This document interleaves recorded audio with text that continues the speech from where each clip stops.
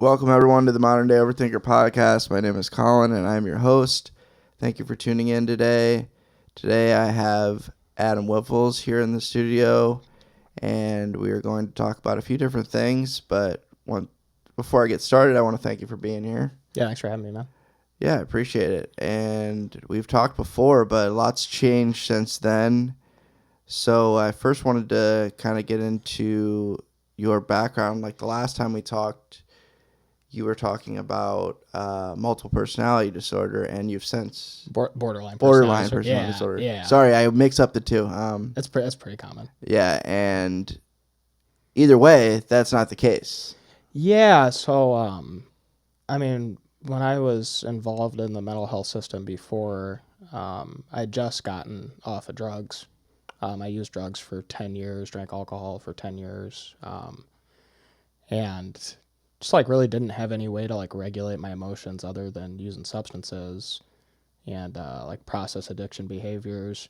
So I really, when I got assessed, when I got off of drugs, my symptoms really looked like borderline personality disorder. There's 6 or 7 key hallmark features of borderline personality disorder. I think if you meet 3 of them, you can get a diagnosis, and I met all of them. But I didn't end up doing any of the treatments that were suggested for the treatment of borderline personality disorder. I did some other things. And I continued to get better in terms of that diagnostic criteria. I wasn't engaging in a lot of that. Checking all the boxes. Yeah, no, not even close. That stuff actually cleared up relatively quickly in terms of, there's a few on there self-harm, mania, things like that. That stuff went away. And it turns out that drugs make you erratic, and things change pretty quickly when you're using drugs and alcohol. And early recovery from drug addiction also is really erratic and really high highs, low lows. But yeah, no, I don't think that I meet the diagnostic criteria for borderline personality disorder, and my therapist doesn't either. The stuff that we talk about is complex post-traumatic stress disorder. Yeah, so tell us a little bit about that, because obviously a lot of people know about post-traumatic stress disorder, but when you had the complex part, what does that entail? So when we think, we'll talk a little bit about regular post-traumatic stress disorder, right? Seems to be kind of the hot topic in psychology right now. Mm-hmm. So we all have pretty firm understanding what trauma is, and really the definition of trauma that I was given is when you go through an event that you do not have the resources to process correctly or in a healthy way. Mm-hmm. And complex post-traumatic stress disorder is really when you have multiple occurrences of that happening over a period of time. So a lot of people will have, they get sexually assaulted, they get beaten or abused, some kind of really over-the-top event, life-changing event happens, and their central nervous system has an adaptation where it's just on high alert all the time. It's telling them their body's not safe, they can't relax, they continuously relive the event over and over again. With complex post-traumatic stress disorder, it doesn't even necessarily have to be those big events. But it's multiple. Yeah, so I grew up with a really erratic environment. My mom has a pretty serious drug addiction, a lot of mental health problems. She wasn't really around when I was a child, but the times that she was around weren't very nurturing. Mm-hmm. Really confusing emotionally. My parents got divorced, I think when I was 5. I don't really have memories before the divorce, but I have memories afterwards that were really, really confusing. And a lot of people that end up getting diagnosed with complex post-traumatic stress disorder, they have, for the most part, just adverse childhood experiences. There's an ACEs test that you can do, and it will tell you.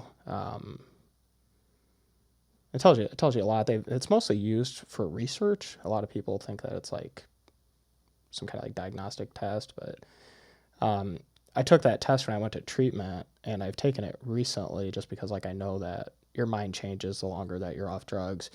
And I still had a pretty high ACEs score, like for those experiences in my childhood, like growing up around somebody with drug addiction, like conflict, just generally feeling unsafe. And that's really how it was for me. Is I didn't really feel like I got abused. Nobody ever hit me when I was a kid, but it was just these continuous, just feeling unsafe, not feeling nurtured, being neglected, Yeah. not really having a secure person to form an attachment to. A lot of unknowns. Yeah, I just like never really knew what to expect in terms of the people that were supposed to You were on provide for me. edge. Yeah, like I grew up with a sister that has a substance use disorder. My dad really didn't get any information on mental health when he was growing up, which I mean nobody really talked about that stuff in like the 70s No. and 80s, No, not really. So he was just really confused and didn't know what to do. He had to work a lot. He worked 2 jobs. Really worked his ass off. I learned a lot from my So it was experience growing up tough with him. for him to. Time was not on his side there. No, and he really didn't understand what was going on either. I don't think he would have ever guessed that when he married my mother that she was going to end up being the way that she was. It was like Andy Griffith and Amy Winehouse had a baby. It's just bizarre combination. So she obviously wasn't using the way she was using, or maybe hiding it. Yeah, I don't really have all the You don't really know? details. Yeah, you know obviously. how it is, and like Yeah. enmeshed family systems, like we have like a There's a couple different legend of stories, what's too. going on, and Yeah. then like reality, and I don't think Yeah. anybody wants to admit reality. Yeah. But yeah, he had a lot of problems with anger, and there was definitely like this feeling that we were supposed to like fit in. We grew up in a pretty conservative Catholic community. A lot of wealth in the town that I grew up in, and we were not by any means wealthy. We had what we needed, and a lot of the times I got what I wanted, but a lot of it was based around like really poor, unsafe financial choices. So it was weird. It was like we lived a double life, and anything that could get in the way of upholding that image was unacceptable. And really, there a lot of the conflict started to get really elevated when my sister started using drugs. And she's older than you. Yeah, she's 4 years older than me. Okay.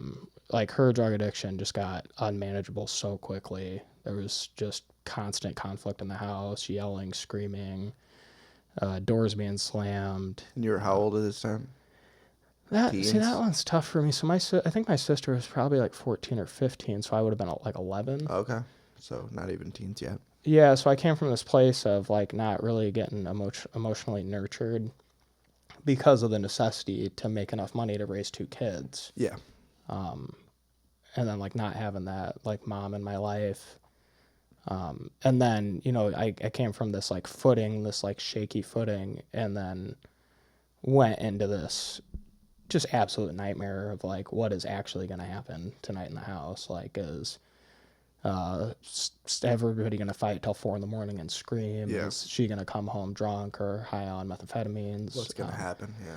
Yeah. So I checked out. Like I got really, really depressed. I already felt not right for a long time. Like I've talked to my grandmother about what I was like when I was a little kid, and she said even before all that stuff started to happen, like I was this really anxious, scared, like meek person. And it just exploded from there. I really lost the will to live. I lost the capacity to feel and experience joy. I lost the ability to take risks and have new experiences. Then around, 3 or 4 years later, I had my 14th birthday party, and I decided I'm going to try drugs. And it radically changed everything in my life. I used to be really confused as to why people did drugs because, like I said, I had that abandonment trauma. My mother left because of drugs. And then your sister, you're like, oh, I don't want to be like that. Yeah, and one of the only people I felt like really close to, he lived next door.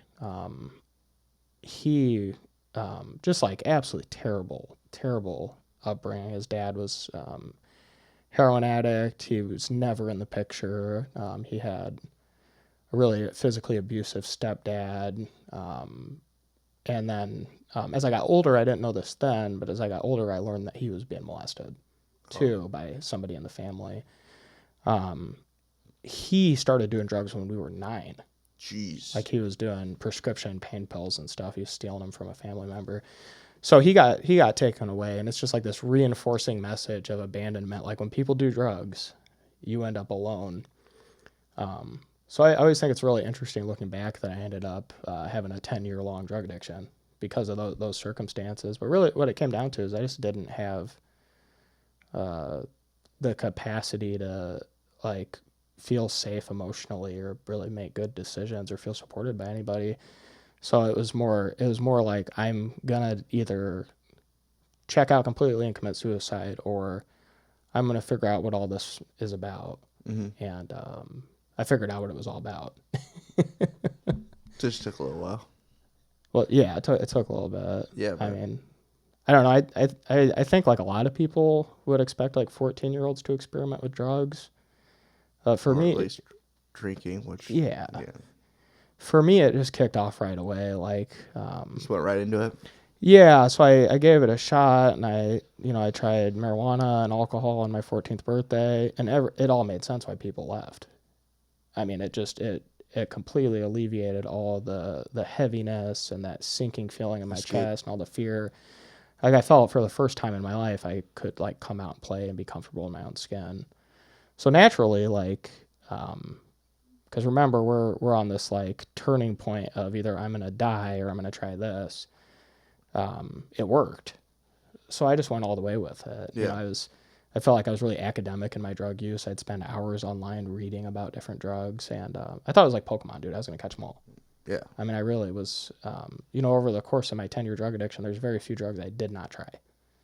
Very few methods of taking them that I didn't try. So within the first like 6 months of my drug use, like I was taking prescription pills, I was doing cocaine. It really just evolved super quickly and stayed that way for a really long time. And then I have like all this mental health stuff that's untreated. So I was just this tornado in people's lives. Yeah. So what got you to the point where you're like, I can't do this anymore. I'm finally gonna say it's time to stop. I need to figure this out.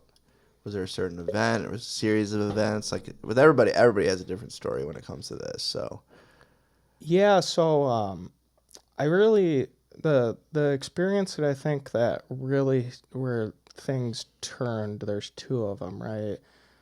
And I don't think the first one really affected me until the second one. So I was in a committed relationship. I mean, I guess they were committed. I don't know if I was or had the capacity to be from the time I was 13 until I was 21. And things were pretty okay for a while. And then, when we were 18, we moved out of the town I grew up in and started living together. And at that point, there wasn't really anything to stop me from doing whatever I wanted. There wasn't like a parental figure watching what I was doing, or excuse me. did your partner know what you were doing? Everything? Yeah, so I got really clear, and I actually got some freedom from a lot of stuff when that happened. I was able to quit doing street drugs. I quit smoking cigarettes, and really we just started to drink alcohol together on like a semi-regular basis. But it's just any time that I have any of these experiences, like I would always like switch from one substance to another and be like, well, that's really screwing up my life, so I'm gonna do this. So like Substitution. the drinking was manageable until it wasn't, and then it was like blackout drinking, taking drugs with alcohol. Just insanity, man. And like I just know there was times where like we were violent with each other. I was really emotionally abusive, but I just like couldn't really understand any of that. I didn't have the capacity to understand that like my behavior was the problem, because I just didn't know any other way to act. Like I had all this fear that the person was going to leave, but I didn't have any interpersonal skills or know how to be a healthy person in a relationship. And there's this experience, this is what I want to get to, is there's this experience where she told me, if this doesn't stop, I'm leaving. Like, you need to stop drinking. And I think I went like a week where I was like, I'll do anything to make this work. I really want this relationship to work. I went like a week, and it just like didn't even occur to me that there was anything wrong with it. I started drinking that next Friday, and it just went downhill from there. She left, rightfully so. If I was her, I would have left years ago. Yeah. And then I had to move back in with my dad, or at least I got the opportunity to, because I didn't have any money. And I was living with him. I was living in his basement, and I was working at like McDonald's in a gas station, and I started doing IV drugs. I started doing heroin. I never had access to that until that point. I think this was in like 2015. And me and one of my really close friends, his name was Brock Melton. We were doing IV drugs together. And one day, I got off work. I drove to Atkinson, hung out with a friend. I was drinking some bottom shelf whiskey and trying to get up enough money to go score. I'm over at this guy's house, and I get a phone call from my sister, and they found Brock dead. He had done some amount of heroin. There was fentanyl in it. And by the time they got to him and Narcaned him, he was gone. He was dead. And you would think that would be like enough, like all this stuff, like recreating that abandonment from my childhood, and then going in and having like the only person that I'm really close to die would have been enough to like really be like, hey man, I need to stop. And the problem with addiction is that it's not rational. No. So that experience really for me was just like, I'm gonna go do more drugs. Yeah, that's the only way you knew how to cope with it. Yeah. At the time. Yeah. So what happened is we went, me and the neighbor boy that I talked about earlier, we were really close to Brock. Mm-hmm. And my friend that I grew up next door to had been to treatment like 6 times at this point. Jeez. And I guess it's a good time to touch on the fact that like nobody gets clean unless they actually want to get clean. Like, I mean, you and I were talking about this earlier. Like, there's no amount of like yelling or saving or encouraging or anything you can do to get somebody to get clean off of drugs if they don't want to get clean off of drugs. Yeah. Because what happened for me is we went and bought drugs from the guy who sold him drugs that killed him. Wow. Like the very like next week, like after we went to the funeral, and I couldn't like look his parents in the eyes without being high on drugs.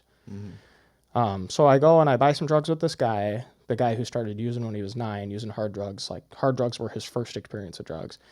And I've always looked at this guy and been like, this guy is a real piece of work. Super bad drug addict. Like, at least I'm not him. Yeah. Like as long as I can do better than him, I don't have a problem. You know, like he's a scumbag. That's how I looked at this person that I was close to, as I judged myself and compared myself to them. And we get drugs, we go shoot up drugs, and he's decided he wants to go to treatment. That's the first time he actually wants to go of his own volition. Yeah. So we do these bags, and I do my shot, and he does his, and I didn't even really get high. It was enough to get out of withdrawal from my addiction and like chemical dependency on heroin. And he does the shot, and he's like we're wondering if we had to Narcan him, you know. And my sister came by because she was really close to him too, and knew that he wanted to go to treatment. And it was a really big blow. We were all really close to Brock. So my sister comes by and sees him like that, and is like obviously concerned, you know, like he's high as a kite. He's like slightly in and out of consciousness. And at the time when she was dealing with him, I'm downstairs and we still have more dope, and I'm trying to figure out how to make it so I actually get to get high. And this is how uninformed I was. I wanted to send him off to rehab with some drugs just so he could be comfortable there. And this is I always love telling this story. So I'm downstairs. My dad had a split level house we were living in at this point in time. My bedroom's downstairs, and there's this bathroom, and it's really just like a washer and dryer space with a toilet and a sink, and there's a curtain as a door. And I'm behind this curtain, and like at this point, like I'm pretty sure I'm naked for some reason. I'm not really sure why.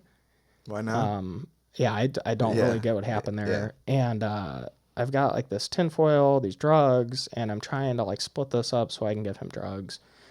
And I spill some drugs in the sink, and I'm super pissed. And my sister pulls the curtain and sees me with like a syringe, this like super sketchy, like very conspicuous, like tinfoil and heroin get up I got going on, like just classic imagery of like these people are not doing the right thing. Yeah. And But this is the sister that also used drugs, right? yeah, but she wasn't an IV drug user. Oh, okay. Like she had, I'd say at that point in time, her drug use really looked like, other than her use of marijuana, it was really like kind of like she'd binge on hard drugs and then be like, oh, they're fucking up my life. And then Got it. It wasn't until really that Brock died that she really got really bad. Okay. All right. Sorry, I didn't mean to. No, you're fine. You're fine. Right So out there. it's confusing because you've heard me talk about my, being in relation to You her think and what it's like today. Yeah. And at the time, really, like, she's just kind of a lazy hippie that every once in a while would go get spun out super bad for like 4 or 5 months and then stop. Go on a run, as they call it. Yeah. So she sees me doing all this stuff and she just freaks the fuck out. And she didn't know you were doing that at the time? No.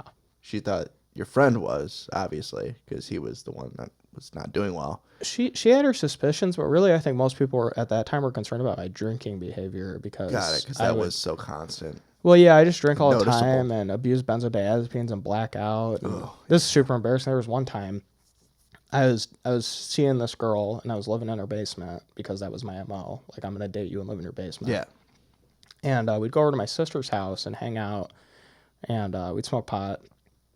And I guess I just like took one too many that day because I went over there, and I didn't remember this, but I like tried to kiss my sister because I thought she was my girlfriend. Oh, and man. then, and then nobody told me for like 6 months that happened. Like nobody told. It was too embarrassing. It was super weird. Yeah. Yeah. But Benzos and drinking is such a bad combination. yeah, I mean, there's It's a recipe for just forgetting a lot of time. From what I've gathered, I never really messed with it, thank God. But I've heard some stories of people that have been told stories about themselves, and I'm like, oh man. Yeah, and that's how a lot of the like end of my active drug addiction was like. Is like I heard stories. You're like, this is what you did. I don't remember doing that at all. Yeah, a lot of like inappropriate peeing and kissing, and I tried to like argue with this one lady's probation officer. Whoa. Yeah, just like really. My one friend said that when you take those pills, you turn into a ruthless gangster. And like I'm like this like boring guy, like I play computer games. Yeah. Like I'm like afraid of the dark. Yeah. And like You turn into this guy just arguing with the probation officer. Yeah, it doesn't make a That's lot not of even sense, yours. right? Yeah, no, and like I had no business being at her house doing drugs. She was on probation. But Yeah, that didn't matter at that time. so anyway, like my sister sees me with all these drugs and she naturally freaks out, right? Yeah. Like I'm doing what most people consider to be like the most dangerous drug on the planet. Like we know today that a drug overdose is like the number one way for a guy our age to die. I mean, it kills more young men than anything else at this point in time. More than suicide, more than smoking, more than drinking and driving, all that. Mm-hmm. Like, and it's far and above all the other things that kill young people right now is like IV opioid usage. And she just freaks the fuck out, dude. Yeah. She calls my dad. And I lied to my dad about what was going on. I told him, I smoke a little bit of pot. Maybe I drink too much, but she's actually high on meth, and that's why she's. Oh, so you turned on her? Yeah, I tried to turn it around, and I had been working third shift at a gas station at this point in time, and this is how pathetic my life was. It was the highest paying job I had ever had. I was making $10 an hour. Ooh. Yeah. And I'm working third shift at this gas station, and I'm just beside myself. Like I literally can't cope with the fact that my friend died, without putting a needle in my arm. Then your other friend, whatever happened with him. I'll get to that. I guess I need Okay. I need to provide this little bit of information, right? No, you're good. I'm the last like 3 weeks after this guy dies. Mm-hmm. I go to work every night. That I'm scheduled, right? I worked like Monday through Friday or something. Who knows? I don't know. Yeah. And I just am sitting there and I can't take enough drugs to make myself feel okay. And every time somebody's not in the gas station, I just uncontrollably sob because of how hopeless and painful my life is, and just like how absolutely just devastating it was that this guy died. He died really young. He was 23 years old. Like a week before he died, he sat with me in his garage and talked to him about how he couldn't stop what he was doing. And like the best I could come up with was, let's just do kratom instead. Yeah. Like I just, Replacement. it was so devastating. So I back to the present moment there where I'm in the bathroom and I talk to my dad on the phone and I lie and whatever. I was able to get out of that situation and I go to work that night. Because homeboy wants to go to treatment, but for some reason, drug and alcohol treatment is a giant nightmare to get into most of the time, especially with like public health stuff. Yeah. And I'm at work and I'm just having this moment where I'm sitting there, and the message in my head is, this can all stop right now. You just have to tell the truth. Yeah. And I've got this just like moment of truth where I realize that I'm never going to be happy if I keep living this way. I'm never, ever going to be comfortable. I'm never going to be able to have any kind of relationships or have any kind of success, whether it be financially, my health, relationships, like any of that stuff. I just knew like I was a fucking loser and I was going to stay a loser. Either I was going to kill myself intentionally or unintentionally with drugs, or I was just going to live, if you can even call it living, that way for the rest of my life, my dad's basement.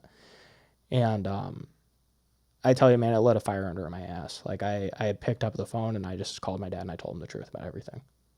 I told him what I was doing, how I was doing it. The next day, I called my grandmother because I'm really close to my grandmother, and I told her the truth. And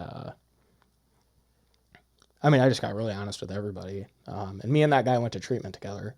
We went to a hospital-based treatment center, and it gets a lot of flack because it really sucks in comparison to some of the rehabs that you can go to. But my experience there saved my life. That guy did not stay. He's still using drugs. He didn't stay the whole time. He left treatment? Yeah, no, he got in like 7 or 8 days and he came up with this thing about how like he thought he had a court date or something. And just off to the races. Yeah. I've seen him in and out, on again, off again since I got clean. But he hasn't had any success. I can't imagine the level of pain he experiences on a daily basis with the experiences he had when he was a child. Yeah. I just can't even imagine facing that stuff.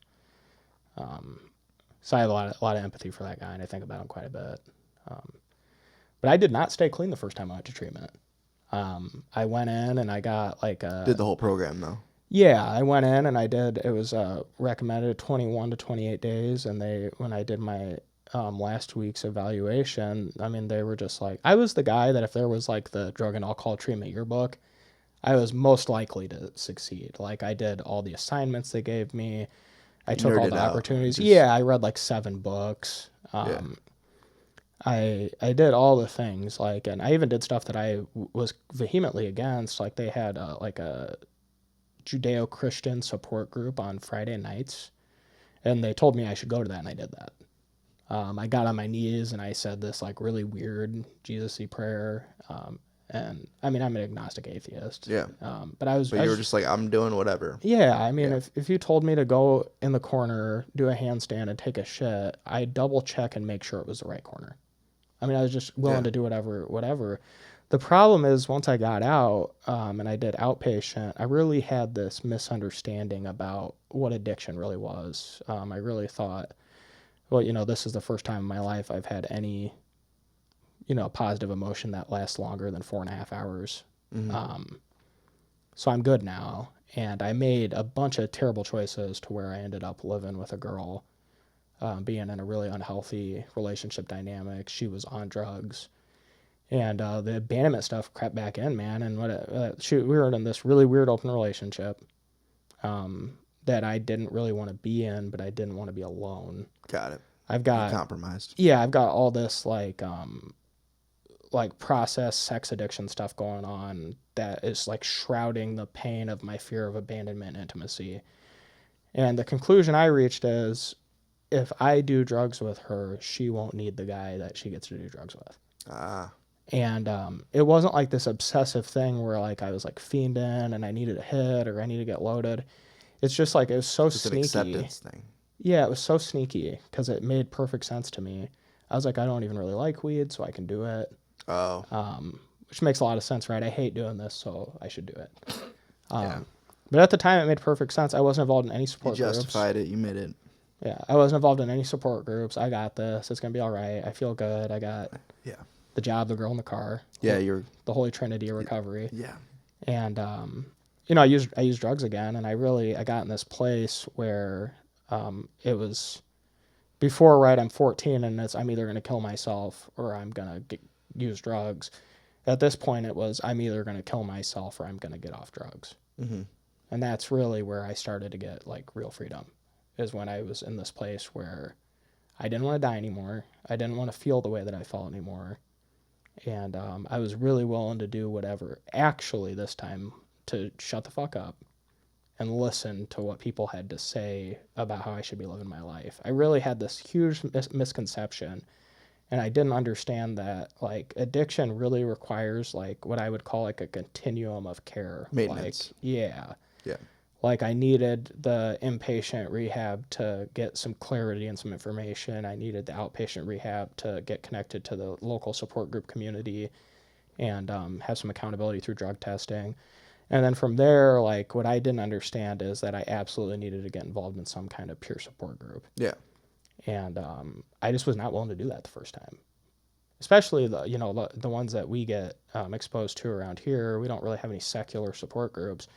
They're about God, and that was something that I was really unwilling to engage in any serious way.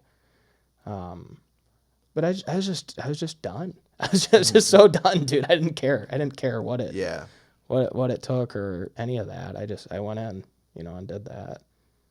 You got to have that, like, always, it's a cliche, but like the willingness. You don't have the willingness to want to stay or want to actually get clean and stay clean, then you're not going to. It's that simple. Yeah. Yeah, and it wasn't even so much that I wanted, the first time I wanted to use drugs, I was really actually, like...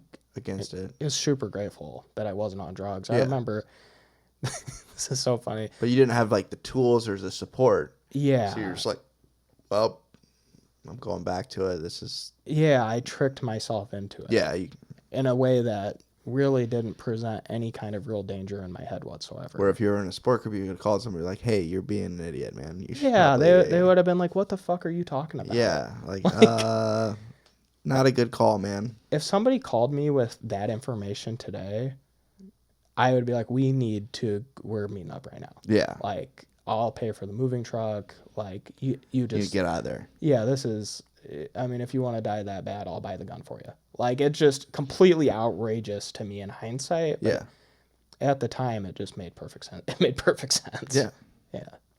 You made it make sense in your head. Yeah. And it's not like I've gotten any smarter, since then. I just, like...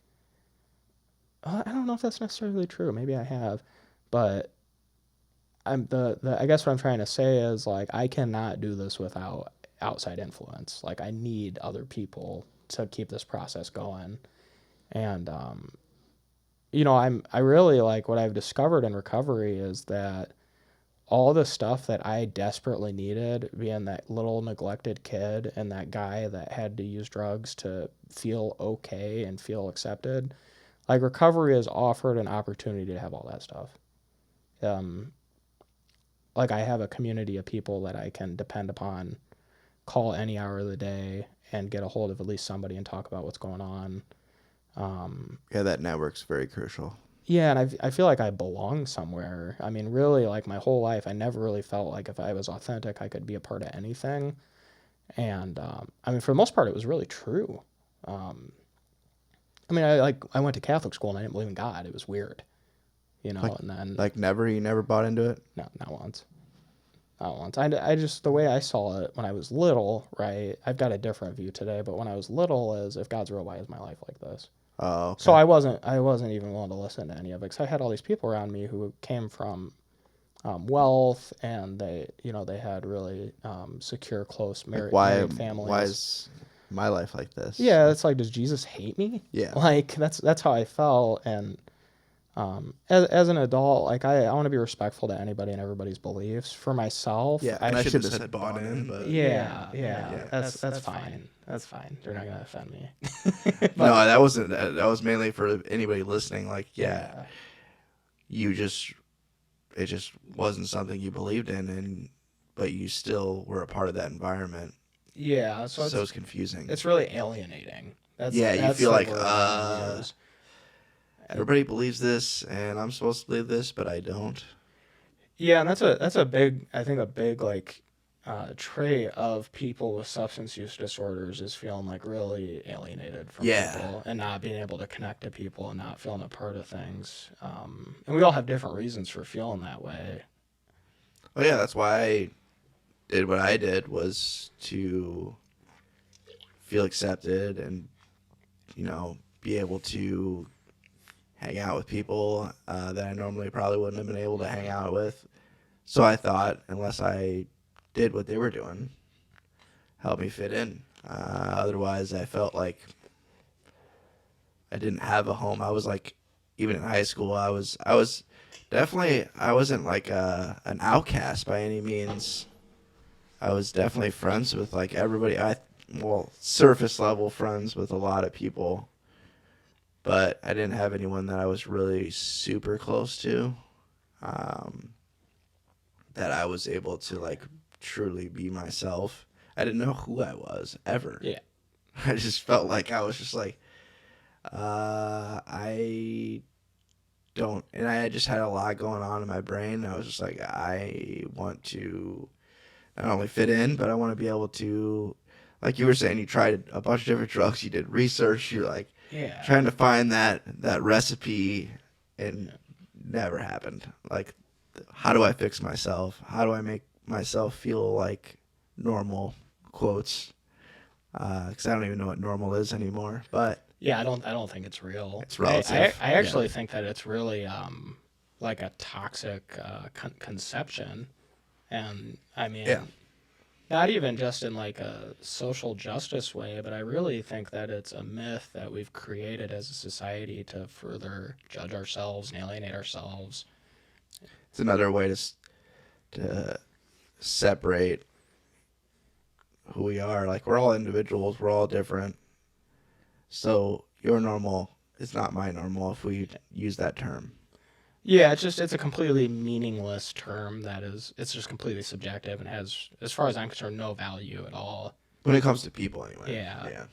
Like my washing machine, I want it to use the normal setting. Yeah. Yeah, but Exactly. I know most of the other settings do. it's fucking, I don't know. The dryer and the washer in my basement that we have, my wife actually got them from when we bought our house. We got them from the school she was working at, and they have circles around the settings for what is supposed to be used. So I just follow the circles. Oh, hey. Yeah, Nice. I don't You got a need to cheat know. sheet? Yeah, I don't need to know. You don't need to know. It even has like it used to. We took it off. It had a laminate that said, "Please clean the lint trap." So I mean, I wasn't gonna screw it up. It's an extra reminder. Yeah, very useful. Yeah. So let's talk about like being in recovery and being functioning members of society, and how interesting that is coming from where we were at. Like, yeah, I lived in my parents' basement. I was doing that. I was a basement guy for a while, and now I have my own home. We both have our own homes, Yeah. and we have responsibilities and bills and jobs. And I was like, wait, did that go out again? Yeah. We had an issue earlier where we had to start over, so I was like, oh no. But it's just, I look at it now and I'm like, sometimes I just like laugh. I'm just like, this is really like my life now. Like, I did not expect this to be where I was at right now. And I don't know, it's just kind of it's crazy 180. And like, and then you see people like that are still struggling and like still stuck in that situation that we were stuck in. We're all different situations, but still stuck in their addiction. And you're just like, man, I hope they figure it out soon because we both know, like we talked about earlier, we can't save them.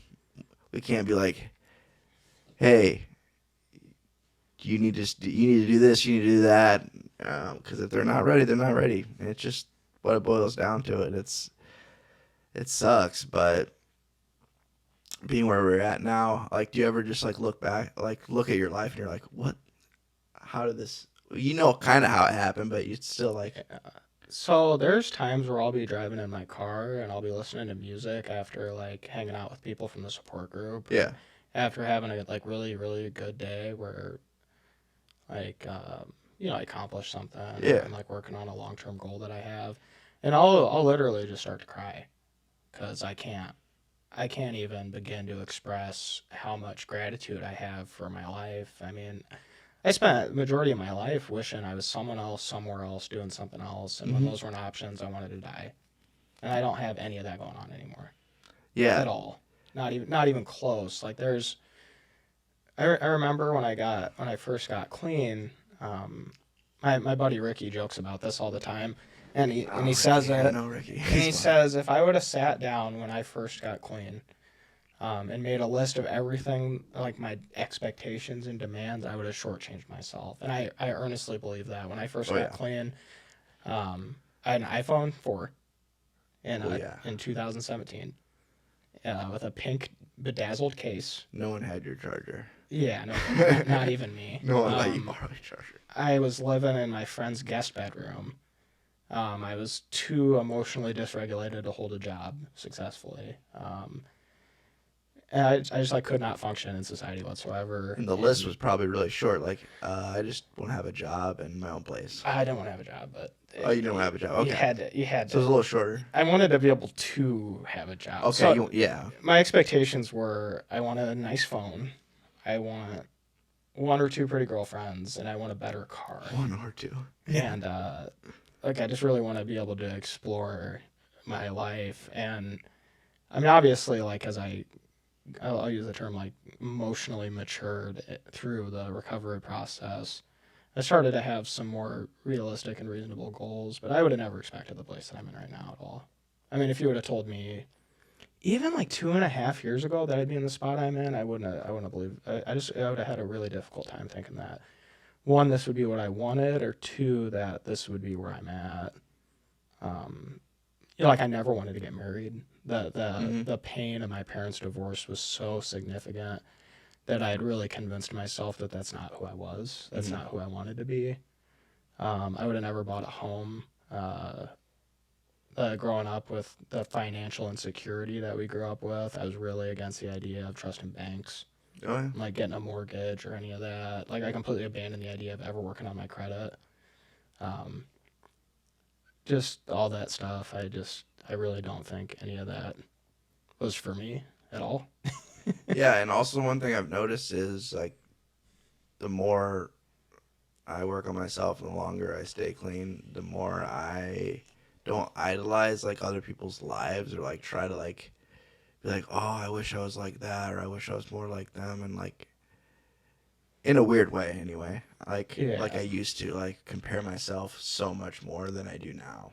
I don't really like I'm just trying to be a better version of me. I don't really care that much about like where other people are at, and like we're all on different levels, and it's like this is where I'm at as a almost 33-year-old man, like, and I do sell myself short a lot, like where I'm like, oh, I should be here and things like that. But it's not necessarily in comparison to others all the time. It's mostly just because I set such high expectations for myself. Yeah. I've struggled with that quite a bit, like the unrealistic expectations, and It's like, why can't you just be happy for what you have? Like, yeah, and that's really what I'm working on right now is be grateful, like what we were talking about, like yeah.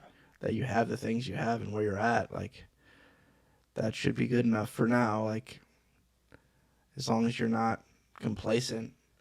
Complacency, like, that's another cliche that you hear all the time, is like kind of a silent indicator of like potential relapse. Yeah. And we've seen it happen with people. And that's another thing you notice the longer like you stay around and go to meetings, you're like you learn what not to do Yeah, as well. I'd say the most valuable information I've gotten from the support group hasn't been so much what to do. It's just like really good examples of not how to be and not what to do. And the support group that we participate in has a pretty clear framework of like how to recover and how to conduct yourself. Like there's guidelines, they call them principles. Mm-hmm. Um, but like that stuff's really valuable, and that I find that I guess I would call it like a moral philosophy of how to conduct my life is really essential for a lot of the things I'm trying to do and has really enriched my life. But just watching people fuck up and really paying attention and really being curious about what The happened awareness. and not being judgmental, but really just like trying to be supportive and really gain the information, like being vigilant in this process and learning about like what the pitfalls are. I think you're going to get way more out of that than anything else. Oh yeah, yeah. The awareness that I have of just like other people's actions and my own actions is like never been this high. Yeah. It's weird sometimes.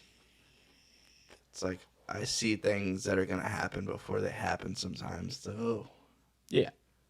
Yeah, I definitely I can relate to that a lot. with myself and other people, or like with myself, luckily I could be like, oh, I can stop this. Like I don't see this going the right way, or I need to take a step back and not make a. I used to make such like. I still do it sometimes, but not nearly as much. Just like sporadic decisions on the spot. I wouldn't think about it, just do it. And the more I like take a step back and be like, oh, how is this gonna affect this, this, and that, the better things go. Like instead of just like, oh, gotta make this decision now, gotta do it now, and rush everything. That's when I screw up. Yeah, see, it's funny because I feel like I've actually gotten pretty good at making decisions, and like I've become incredibly decisive. But the experience I've had like the last 2 years with like my career and like trying to fit the square peg in the round hole and ultimately like leaving the field that I was working in has really given me like I think like honestly like a healthy amount of self doubt. Like really just I can really Like what you're capable of. yeah, and that's something that I've been talking about in therapy is so I really like a lot of my recovery. I've worked towards getting into electrical construction and working really hard and building experience and getting accepted into a union apprenticeship and really just like not succeeding in that arena in my life. I've got a tremendous fear of heights. I don't drink. And I can just be like really awkward around people that aren't in recovery or involved in recovery. And I just like really did not succeed in that environment at all. And I had like this really rigid idea of what my life was going to look like. Because we're talking like a $90,000 a year career with like pension and health insurance you don't have to pay for. And like I was going to be taken care of. That looks Basically. good on paper. Yeah. And what ended up happening is I just got so rigid and like that was what I was going to do that I actually was like kind of I was like fucking up my marriage. Like I was coming home like and this is where like the CPTSD stuff comes in for this that is really like kind of alerted me that hey I have more work to do. Mm-hmm. Is I spent like 18 months to 2 years working in this job and having these they call them emotional flashbacks where I'm like that little kid scared hiding in his bedroom again. Yeah. And it's it's like 20 years later, and I'm at work with a bunch of guys and I just it's not an environment that I'm really going to be successful in at all. I'm really sensitive and you know what I worked really fucking hard to get this sensitive and I'm okay with that.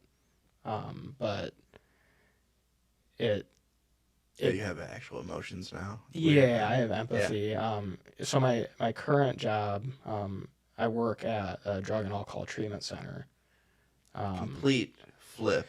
Yeah, and my boss is somebody that I went to outpatient rehab with. He's a very close friend of mine. I really feel secure in the idea, and I can't believe I'm saying this because I'm really like kind of like a psychotic labor rights guy and like really distrusting of corporations and things. But like I really feel like it's like a family. Like I really feel emotionally connected with everybody there and supported. And it's just like night and day. I was talking to my Yeah, therapist about that, and it's he's got to be. I yeah, mean, I've never worked either, but it's got. I know the people that work in treatment centers are, for the most part, like in recovery and like us. So it's like you're going to work and hanging out with like just like you're kind of hanging out and working at the same time. It's weird, yeah, and it's what I really like about it and is you're giving back, of course. the most painful parts of my life in the recovery process have become the most valuable things that I have. And Yeah. I'm sure you can speak to that too. Oh Like yeah. all that stuff that happened to me, the dark spot in my life that I had to keep hidden even from myself for 10 years is the most valuable asset I bring to the table in my life. Cuz I can connect with a guy who's new Mhm. and give him some hope and some direction of what to do about his problem. And just the idea that I can support myself and my family with that, I mean, it's just a no-brainer for me. Like, Like, dude, I was broken too. Let's. Yeah, then they can relate to you yeah, and having that, and you're that source of hope for them. Like, hey, you're not gonna be like this forever if you continue on the right path, for lack of a better way to say it. But so, what was the point where you're? Well, I guess you kind of explained that. So you were kind of at a point with with the career that you were in, where you were just like, this is screwing up everything in my life that I worked so hard for. yeah, I got a performance review, and they basically, the guy at the company insinuated that I had a learning disability. And what I think is I was very resentful about this. Yeah. Like for like a month after it, I'm like 3 months out of the situation. I quit working there in November, so we're like 3 months out. Yeah. Excuse me. I've done some work on it and taken it through the process that we use in the support group. And my original story is, why are you guys doing this to me? Yeah. You guys are you're coming for my family and my future. And the story I have now To get very is, personal. yeah, the story I have now is it wasn't a good fit for me. It was incredibly triggering to me every day Toxic. to get yelled at, and also like I'm so bad with heights. Like I get on Yeah. top of like a 10-foot ladder, and I just feel like I'm gonna die. Hmm. And I just like haven't been able to get past that, no matter how much exposure that I have or anything that I do with it. Yeah, you probably thought like, hey, once I do this a few times or do it multiple times, I'll get over it. But Yeah, we're talking 2 years of trying, and it and just it just it yeah, never broke for me. So it's like I just have to accept it and get past it, you yeah, know. So I can see now how it would look like I was fucked up. Like I'm in this like fight or flight, like malaise, like this fog, and I can't get out of it every single day. So it just, um, I'm happy that I was angry at what he insinuated, and it really like hurt my ego a lot, like really bruised yeah. my ego. Of course. Yeah. Because it hurt bad enough that I was willing to listen to. I went to the guy who mentors me in the support group's house, and he was just like, "Fuck those guys." He's like, "You don't have to work there," Hmm. and it just, I mean, you know how it can be. You get so rigid. I got so rigid that I was like, "I need to do this. I have to do this if I want to have the future I want to have with like my wife and have a child and fancy house, all this image bullshit. None of it's actually really valuable emotionally, right? But I created this image of who I was supposed to be, and I Yeah.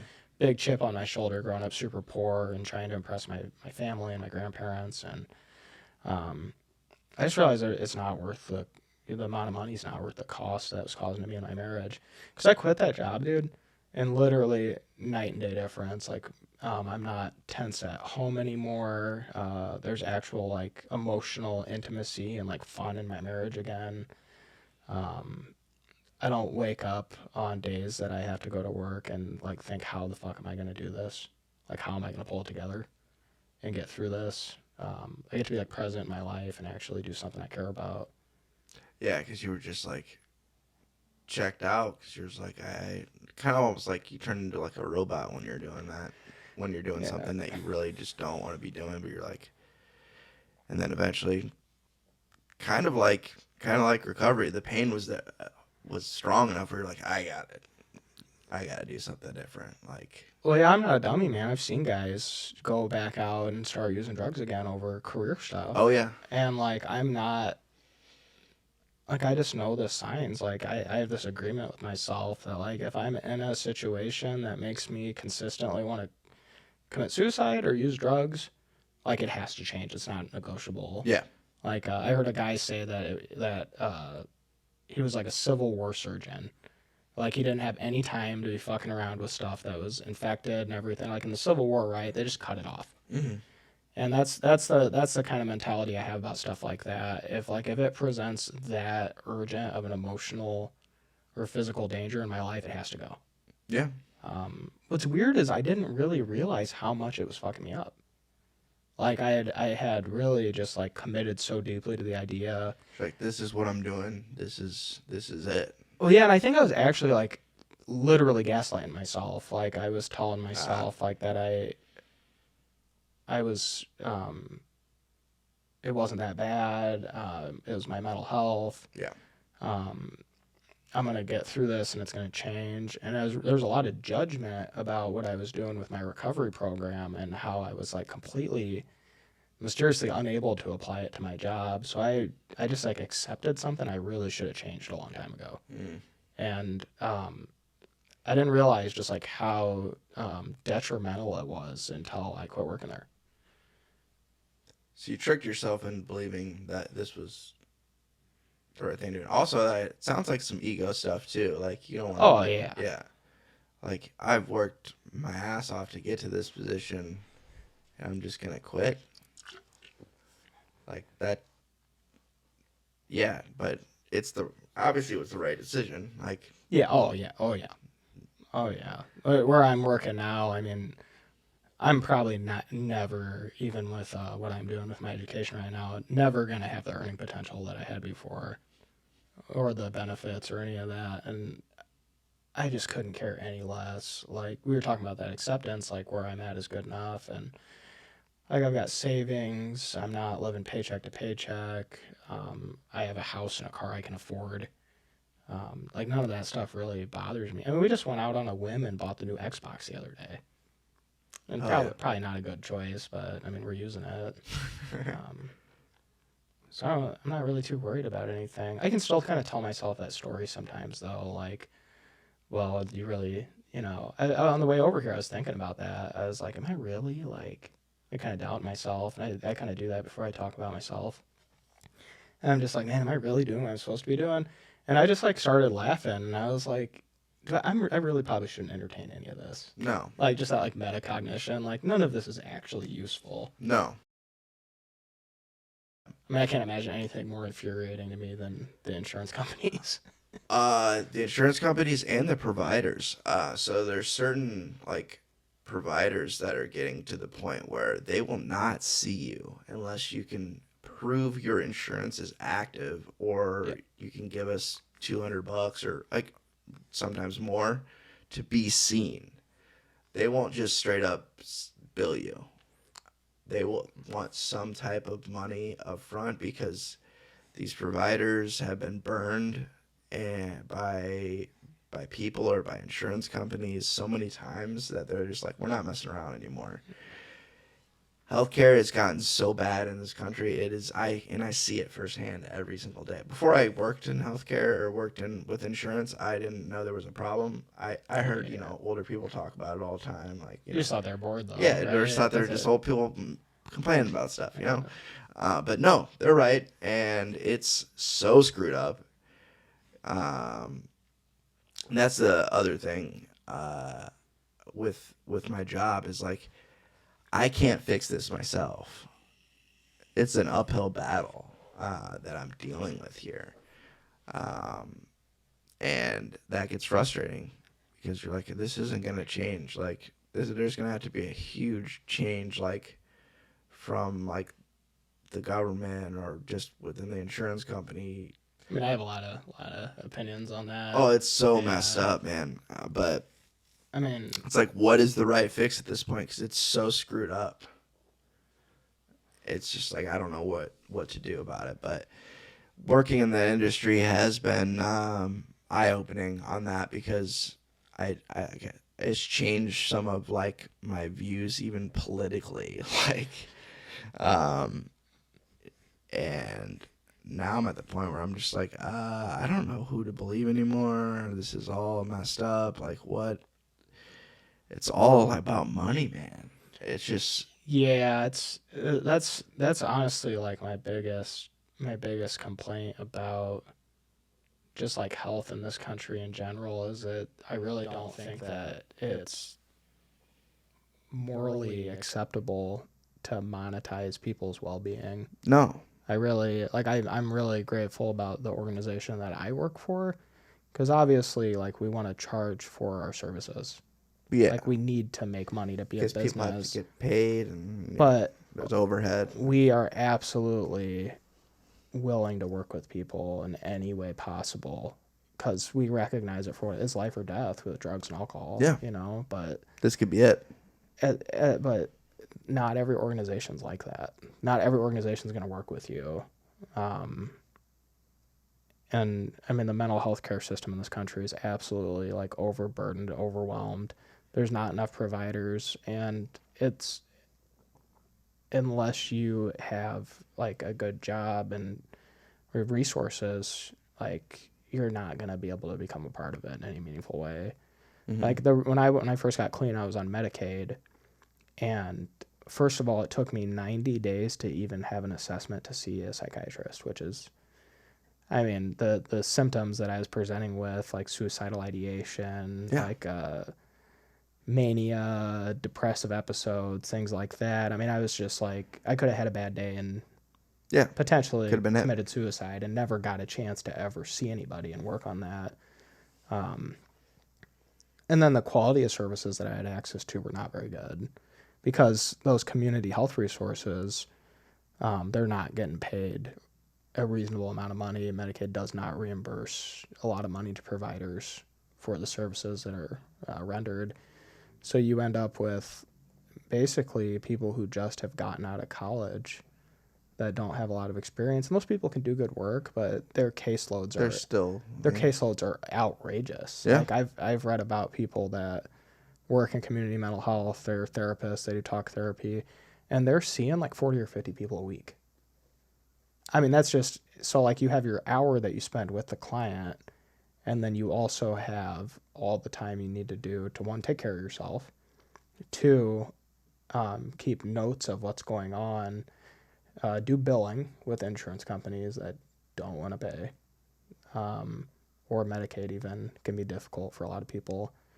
And you just have like all this insanity, like where it just doesn't make any sense. So I don't see that getting better anytime soon. And then once you get to a certain point, like let's say you are able somehow to get to a higher socioeconomic status, you just can't afford insurance for a while. And then when you finally get to a place where you can afford it, it's still, I mean, just ludicrously expensive. Expensive. The wait to get in to see somebody. That's the only. I mean, there's a few silver linings with the whole pandemic. Mostly it's bad, but there's some silver linings, and one is virtual health. Yeah. And being able to have access to a therapist that could be in a different state, they're just licensed in your state, is huge. Like, because otherwise, if you wanted to see a therapist, it was more than likely in person, and you're going to have to wait. Yep. Like you were saying, like the 90 days or maybe even 6 months. It's just like, by that time, I'm going to be even worse, and I'm going to need more sessions. But it's because these specialists are spread so thin. Yeah. That's why I even thought, like, about going back to school, but I have this weird relationship with school, so I'm like trying to work on that personally, because I really, would like to help and like to be a part of that and part of the solution there. But I'm still just one guy.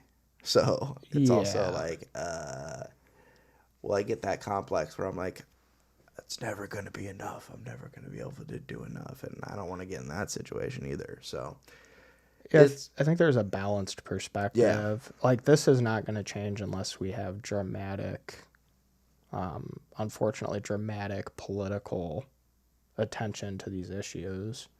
And I mean, we don't even need to talk about politics for us to recognize that there's so much bread and circus going on right now that, I mean, there you don't even really need a platform or ideas to run. You just need a big mouth and to argue.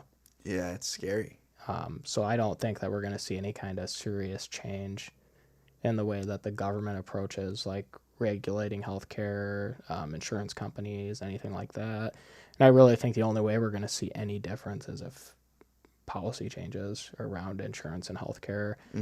I don't think it's like give up on it though, and No. just be hopeless. Like, I really think that here's the way I see it, right? Is so I go to work and I try to have a relationship with every single client that we have in our facility, and that's not always possible.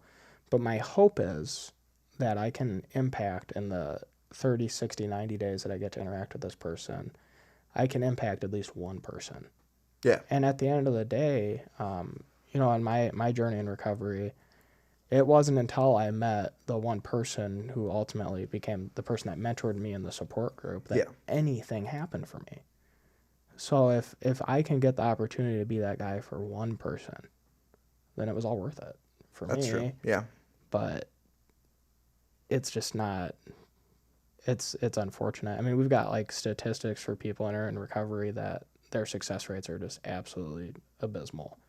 I mean, I think it's like 11% of people achieve like a year of sobriety. And then once you get up to like 5-10 years, I mean, it's like exponentially worse statistically. Like, it's very unlikely that people get better from this. Oh, yeah. When I hit my 5 years, because I'm just over 5 years, I'm just like, oh. Yeah, you're in like no man's land. Yeah. Like, stats are not my favor. Yeah. But also, I look at that as like, you know what? I am going to not be a statistic, and it's kind of like it's more of a challenge and more of an FU. Like, I'm gonna do it anyway. Like, Yeah, and that's the way I look at it is like, if we want this stuff to be different, we have to affect change upon it. We have to step out as examples, and we need to it's take not just about action. me anymore. I'm to the point where, which is good, where I am responsible for helping other people stay clean as well, not just me.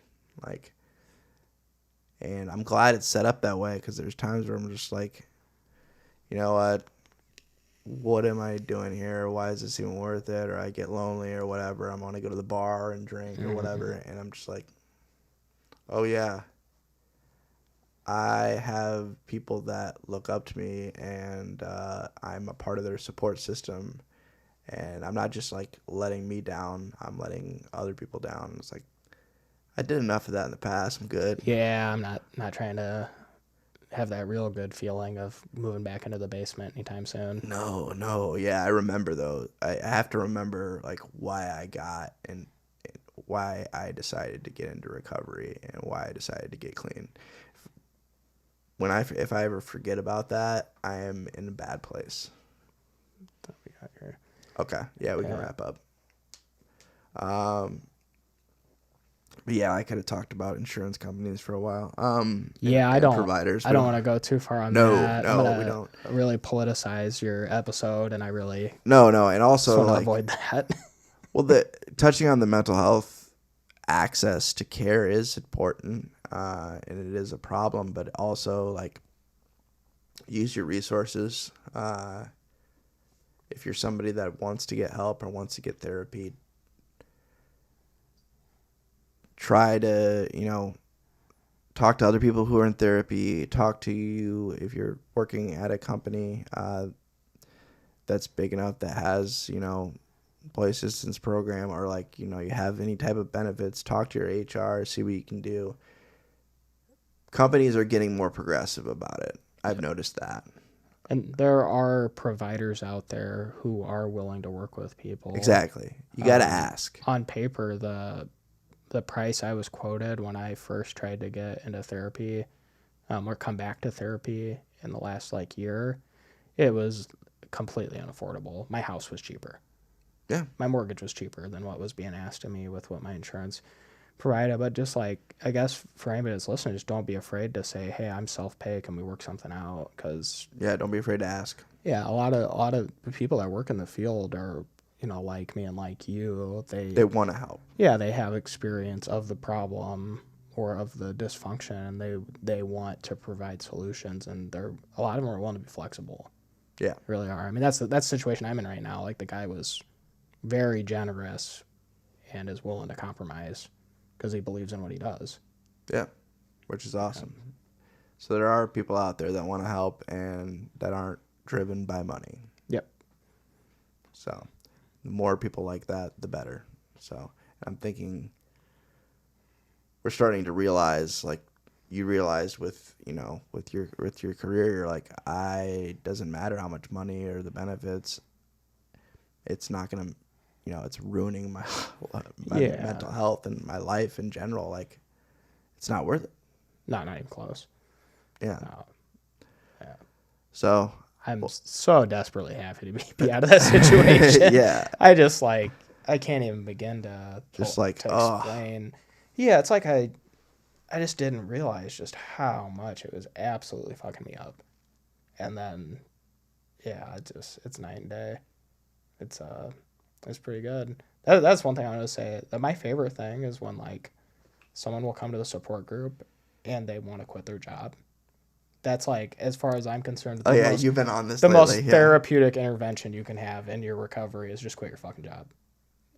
If it's if it makes sense. Yeah. Like we have parties when people like celebrate X amount of years, or when people like get through the process that's recommended in the support group. Mm-hmm. I think we should have parties when people quit their job. My wife actually just accepted a new job opportunity. She didn't really feel fulfilled or appreciated in the role that she was in, and she went out and she found something else. And I'm like, we absolutely need to celebrate this. Yeah. Like it's a big deal. It's really, a lot of people can end up feeling really trapped and rigid in those kind of situations. Yeah, don't let your job hold you back, your career hold you back from being happy. Like, what's the point then? But I do recognize that there's like a certain amount of privilege that I have with the opportunities that I have, and having, my wife's educated. She's from a good socioeconomic background, like a well-supported one.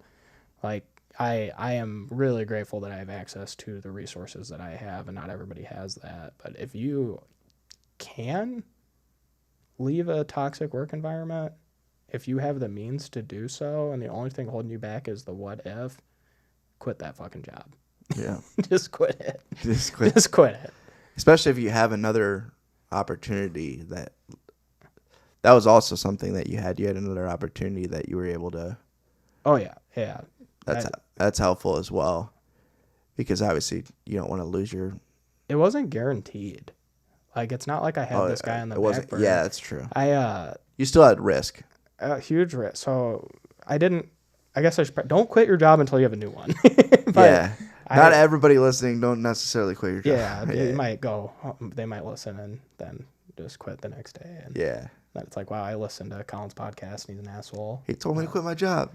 But no, I don't have any like supernatural spiritual beliefs, but there was a fun coincidence that I recognized when I went and I talked to my friend about this, and he helped me get in a place where I was willing to change it. I looked up job opportunities that day. I'm sitting in that room and getting open to what he's saying, and it's literally the position that I had working at this facility 2.5 years ago. And I was just like, yeah, I should probably get in touch with those people and Yeah. get back to work. And so I feel pretty fortunate that that happened. And you were able to do that. Well, one of the reasons you were able to do this is you didn't burn the bridge, Yeah, which because is also good. I'm not using drugs. Yeah. It's pretty great. It's Yeah. pretty great. Well, I appreciate you coming by today and spend your afternoon talking about some important stuff.